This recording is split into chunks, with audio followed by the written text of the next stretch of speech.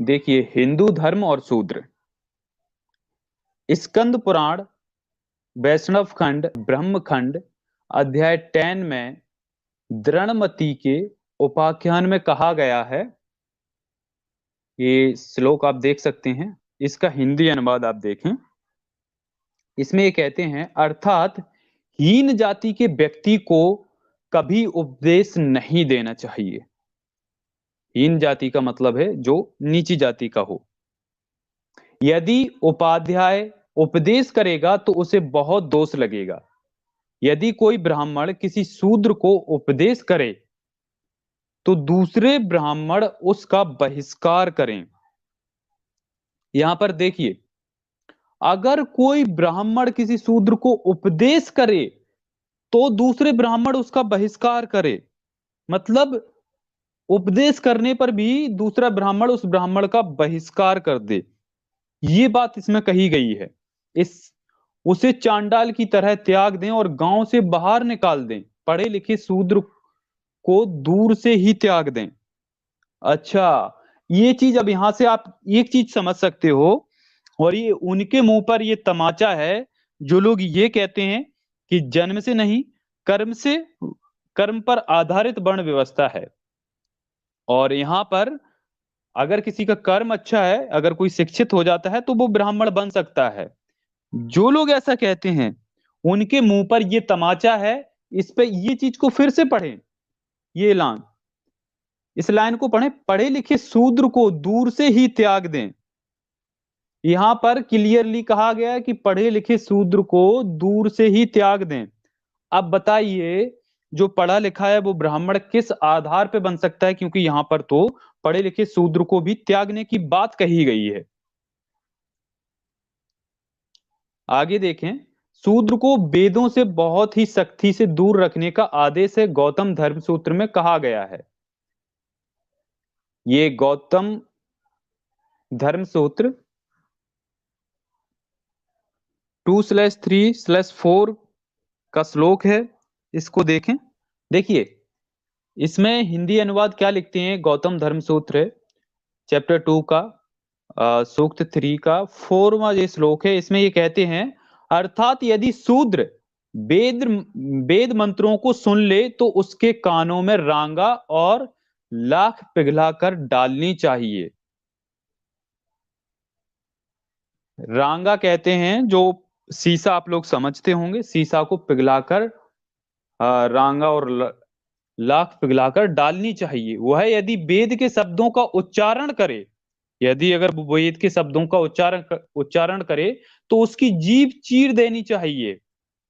यदि वह वेद मंत्रों को धारण कर ले, याद कर ले, तो उसके शरीर को कुल्हाड़े आदि से काट दें। देखें हरदत्त कृत मिताक्षरा वृत्ति।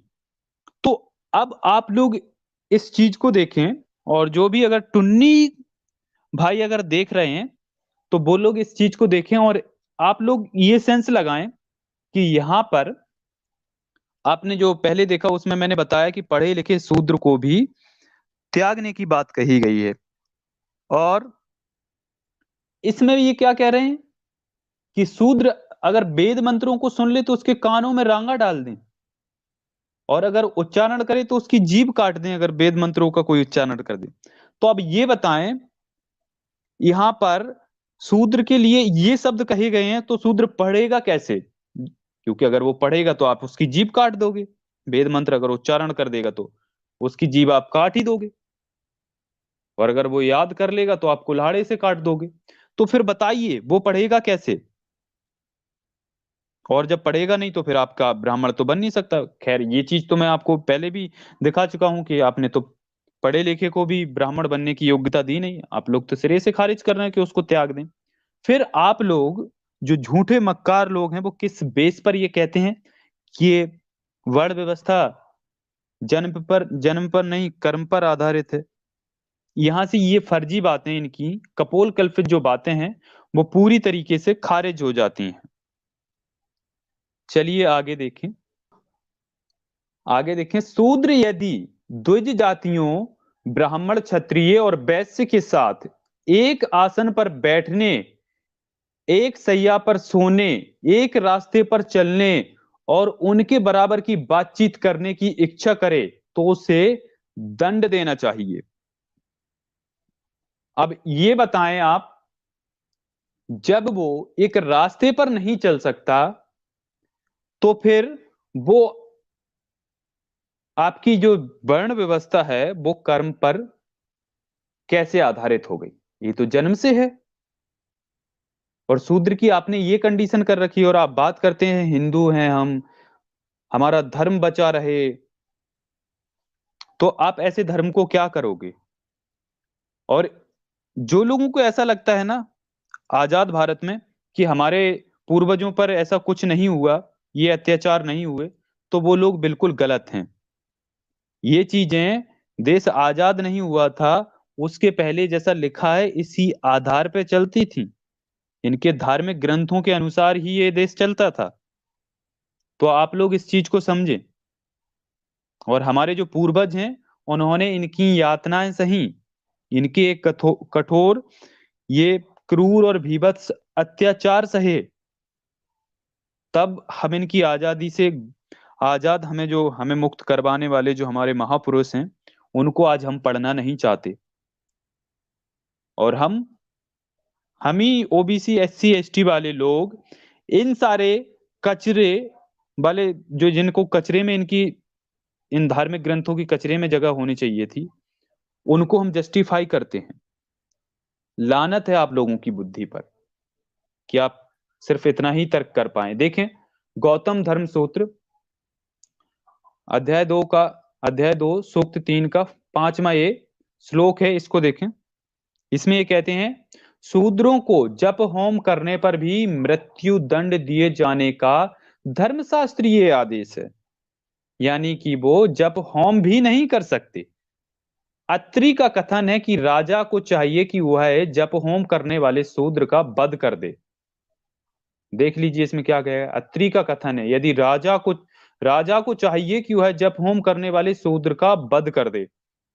और यकीन मानिए, इन धार्मिक ग्रंथों के आधार पर ही जो एक रामायण में घटना मिलती है, भले ही वो काल्पनिक है, लेकिन उसका इंडिकेशन इसीलिए एक काल्पनिक कहानी डाली गई है संबूक वध की, कि कोई भी आने वाले टाइम में जब इन चीजों को पढ़े तो कोई शूद्र ऐसी चेष्टा ना करे इन धार्मिक ग्रंथों को पढ़ने की या शिक्षा लेने की, या अपने समाज के लोगों को शिक्षित करने की, या वेदों की निंदा करने की।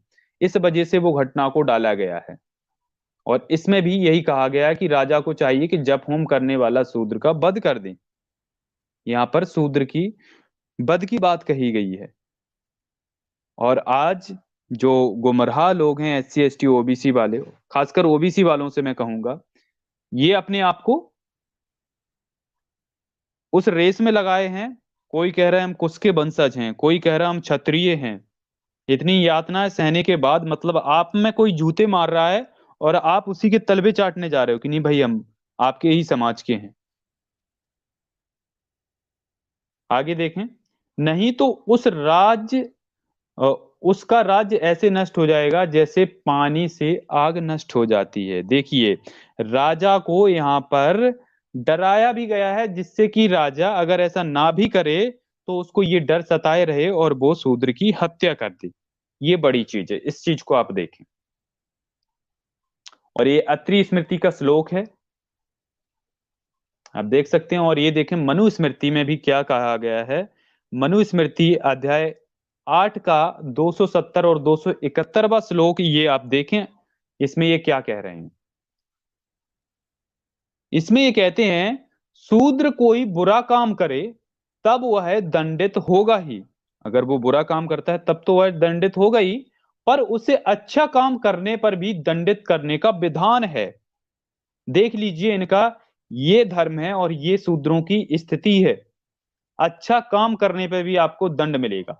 यानी कि शूद्रों के लिए तो इन्होंने नरक बना दिया, इस धर्म ने उनकी जिंदगी को ना नरक बनाया हुआ है। और लोग हैं कि इन्हें मरने के बाद स्वर्ग नरक ढूंढते हैं और इन्हीं से पिंडदान भी कराएंगे। इन चीजों को अगर ये पढ़ लें, वैसे देखते तो बहुत सारे लोग हैं वीडियो, और उन तक ये बात पहुंचती भी है, लेकिन इन सारी चीजों को ना लोग अपने भेजे में नहीं उतारते, और लोगों को ऐसा लगता है ना कि ये हवा हवाई वाली बातें हैं। आप लोग खुद इन धार्मिक ग्रंथों को उठाकर पढ़ें, आपको सारे रेफरेंस दिए जा रहे हैं, और कुछ किताबें तो आपको इंटरनेट पर पीडीएफ में मिल जाती हैं, आप डाउनलोड करके एक बार वेरीफाई भी कर सकते हैं, और जो नहीं मिलती हैं उनको आप मंगवा भी सकते हैं और आप वेरीफाई कर सकते हैं। धर्मोपदेश करना अच्छा काम माना गया है, लेकिन मनु का कथन है कि जो शूद्र ब्राह्मणों को धर्मोपदेश करे उसके मुख और कानों में गरम तेल डलवाया जाना चाहिए। देख लीजिए, ये थे मनु, और यही मनु स्मृति की बात होती है, और इन मनु को ये ब्राह्मणवादी लोग ये इनका भाई मनुस्मृति लागू करने के लिए आतुर रहते हैं, और मनु का विधान है उसको सबसे अच्छा विधान मानते हैं, उसको संविधान कहते हैं। आगे देखें, वायु पुराण अध्याय 8 का 163वां श्लोक, और ये ब्रह्मांड पुराण में भी ये श्लोक है, वो अध्याय 2 सूक्त 7 के 163वां श्लोक ये है। इसमें लिखा गया, अर्थात ईश्वर ने शूद्रों के लिए दो ही काम बनाए हैं, शिल्पकारी और सेवा करना। तो देख लीजिए आप, जो शूद्रों के लिए इन्होंने सिर्फ दो ही काम बनाया, और जो लोग कहते हैं कि आप कर्म अच्छे करेंगे तो आप ब्राह्मण बन सकते हैं, जब शूद्रों के लिए दो ही काम बनाए हैं तो वो तीसरा काम करेगा कैसे? आपके धर्मशास्त्र तो ये लिख दिए हैं। तो आप लोगों को मैं बार बार समझा रहा हूं कि इन सारी चीजों को अगर आप नहीं समझेंगे तब तक ये सारी चीजें खत्म नहीं होंगी। जब तक आप इन सारी चीजों को नहीं त्यागोगे तब तक आप अपना खुद का शोषण करवाने के जिम्मेदार आप खुद हो। क्योंकि आज हम आजाद भारत में रहते हैं, और हमारा देश इनके धार्मिक ग्रंथों से नहीं चलता। ये देश डॉक्टर बाबा साहेब भीमराव अंबेडकर के दिए संविधान से चलता है, और हम उनके बारे में नहीं पढ़ते, उनके बारे में नहीं जानना चाहते, उनके विचारों को फॉलो नहीं करते, उनको नहीं अपनाते। हम इन धार्मिक ग्रंथों में चिपके हुए हैं, इनकी बातों को सत्य मानते हैं, जबकि हमारे पूर्वजों ने क्या यातनाएं सही उसको हम भूल जाते हैं। और यही हमारी मक्कारी है, और हमारे पूर्वजों के साथ गद्दारी भी। आगे देखें, शूद्रों के प्रति ऐसे आदेशों की तीव्रता के सामने स्वामी दयानंद जैसे सुधारक की भी एक नहीं चली, बल्कि इनके अभिभूत होकर उन्होंने सत्यार्थ प्रकाश में यहां तक लिख दिया। अभी देखिए, जो समाज सुधारक या जो आर्य समाजियों के गुरु हैं, या जिन्होंने आर्य समाज की स्थापना की, दयानंद सरस्वती ने, तो वो भी क्या लिख गए शूद्रों के लिए, ये जरा देख लें। ब्राह्मण आदि उत्तम वर्णों के हाथ का खाना, और चांडाल आदि नीच भंगी चमार आदि का ना खाना, दसम समुल्लास। ये 10वें समुल्लास में ये चीज लिख गए हैं, ब्राह्मण उत्तम वर्णों के हाथ का खाना। अगर ब्राह्मण सिर्फ उत्तम वर्णों के हाथ का खाए, और चांडाल नीच भंगी चमार आदि का ना खाए, ये दयानंद सरस्वती लिख के गए हैं, जो कि समाज सुधारक आए थे, समाज सुधार करने आए थे, जाति वर्ण भेद छुआछूत मिटाने, और खुद ही देखो क्या लिख के गए हैं। आगे देखें, शूद्र के पात्र तथा उसके घर का पका हुआ अन्न आपातकाल के बिना ना खाएं, दसम समुल्लास। इसमें ये कह के गए हैं कि शूद्र के घर का पका हुआ अन्न, अगर कोई इमरजेंसी हो, कोई आपातकाल हो, मरने जैसी आपकी कंडीशन हो, तभी उसके घर का खाएं, अन्यथा आप ना खाएं। आगे देखें, जो कुलीन शुभ लक्षण युक्त शूद्र हो तो उसको मंत्र संहिता वेद छोड़कर सब शास्त्र पढ़ाएं। शूद्र पढ़े परंतु उसका उपनयन संस्कार ना करें। अच्छा, इसको भी कैटेगराइज कर दिया, अगर शुभ लक्षण युक्त है, मतलब अभी इनके शुभ लक्षण क्या हैं वो तो नहीं पता, इन्होंने ये भी किसी धर्म ग्रंथ में लिख रखे होंगे। अगर कोई वैसा है तो उसको मंत्र संहिता वेद छोड़कर बाकी चीजें पढ़ा सकते हैं, लेकिन उपनयन संस्कार फिर भी उसका नहीं हो सकता। जब तक उपनयन संस्कार नहीं होगा तो फिर वो ब्राह्मण क्षत्रिय तो बन ही नहीं सकता। तो यहाँ पर देख लीजिए, ये चीज क्लियर खारिज कर देती है कि वर्ण व्यवस्था कर्म पर आधारित है। यह अनेक आचार्यों का मत है। तृतीय समुल्लास में ये दयानंद सरस्वती लिख के गए हैं। आगे देखें, शूद्र के नाम के साथ दास शब्द लगाएं। दयानंद रचित संस्कार विधि पृष्ठ 66 पे ये चीज आपको लिखी मिलेगी। आपके लिए तो नाम भी आप अपना अच्छा नहीं रख सकते, क्योंकि इनके जो विधान है, इनकी जो मनुस्मृति है, उसमें तो शूद्र का नाम निंदा युक्त होना चाहिए, मतलब आपके नाम में ही निंदा होनी चाहिए। आगे देखें, यही बात विष्णु स्मृति चैप्टर 82 के 14 श्लोक में और मनुस्मृति चैप्टर 3 के 178 में भी कही गई है। वायु और ब्रह्मांड दोनों पुराणों की दृष्टि में शूद्र इतना बुरा है कि उसे यदि श्राद्ध में बची ब्राह्मणों की जूठन दे दी जाए तो श्राद्ध का फल नष्ट हो जाता है, था जूठन शूद्र को देने का निषेध है। भाई ये तो आपको जूठन भी नहीं खाने देंगे जो शूद्र हैं। इतना गंदा मतलब आपको मान रहे हैं। ये देखें, वायु पुराण चैप्टर 79 का 84 श्लोक, और ये ब्रह्मांड पुराण चैप्टर 3 वर्स 15 का 56 श्लोक। आगे देखें, पुराण शूद्रों के धार्मिक शोषण को अक्षुण्ण बनाए रखने के प्रति बहुत सचेत है। विष्णु पुराण श्रीधर भाष्य में कहा गया है कि शूद्र का यज्ञ करवाने वाला ब्राह्मण नरक को प्राप्त होता है। अच्छा, इन लोगों ने ये भी लिख रखा, अगर कोई ब्राह्मण गलती से शूद्र के यहाँ यज्ञ करवाने की सोचे भी तो वो नरक को जाएगा। तो वैसे मैं तो कहता हूँ इनके यज्ञ और ये हवन को छोड़िए, करवाने की जरूरत भी नहीं। फालतू में पॉल्यूशन वैसे ही इतना है, और मत बढ़ाइए। अब तो आप लोग समझ रहे हो, जागरूक हो रहे हो इनकी पोप लीलाओं से कि कुछ नहीं होता, सिर्फ हम अपनी प्रकृति को नष्ट करते हैं और इंसानियत का गला घोंटते हैं। ये देखें, विष्णु पुराण चैप्टर 2 का वर्स 6 का 18 श्लोक। आगे देखें आप लोग, पाराशर स्मृति कहती है कि ब्राह्मण चाहे नीच स्वभाव का ही क्यों ना हो, वह चाहे कितना भी गया गुजरा क्यों ना हो, वह पूज ही है। ब्राह्मण चाहे नीच हो, गया गुजरा हो, दुष्ट हो, कलंकारी हो, कैसा भी हो, लेकिन वो फिर भी पूज्य ही है। इसके विपरीत शूद्र जातीय व्यक्ति चाहे कितने भी अच्छे स्वभाव वाला संयमी क्यों ना हो, आदरणीय नहीं है। ये है इनके धार्मिक ग्रंथ। देखिए, चैप्टर 8 का 33 श्लोक है। आगे इसका हिंदी अनुवाद देखते हैं। अर्थात ब्राह्मण दुशील भी पूजनीय है, शूद्र जितेंद्रिय होने पर भी पूज्य नहीं है। कौन ऐसा मनुष्य है जो मरखनी गाय को छोड़कर सुशील गधी को दुहेगा। अच्छा, ये देखो यहाँ पे लॉजिक भी क्या दिया गया है।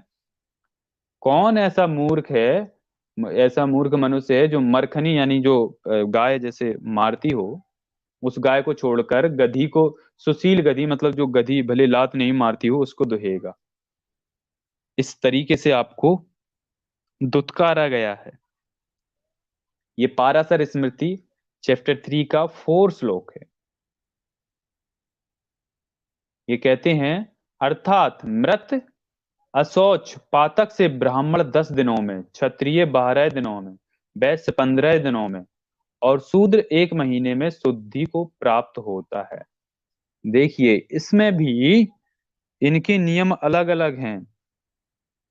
मृत अशौच पातक से ब्राह्मण 10 दिनों में शुद्ध हो जाएगा, क्षत्रिय 12 दिनों में, वैश्य 15 में और शूद्र 1 महीने में। शूद्र के लिए हर जगह हर चीज में पीछे रखा गया है उसको। आगे देखें, नमस्कार करते हुए किस जाति के व्यक्ति को हाथ कितना ऊंचा उठाना चाहिए? इस विषय में आप स्तंभ धर्म सूत्र 1/2/5 का 16 श्लोक का आदेश है कि अभिवादन का हुए ब्राह्मण अपनी दाहिनी भुजा को अपने कान के समानांतर क्षत्रिय उसे अपनी, अच्छा ये कट गया है शायद, छाती वगैरह शायद कुछ लिखा होगा, कि स्तर तक वैश्य अपनी कमर तक और शूद्र उसे अपने पांव की सीध में रखे। वाह।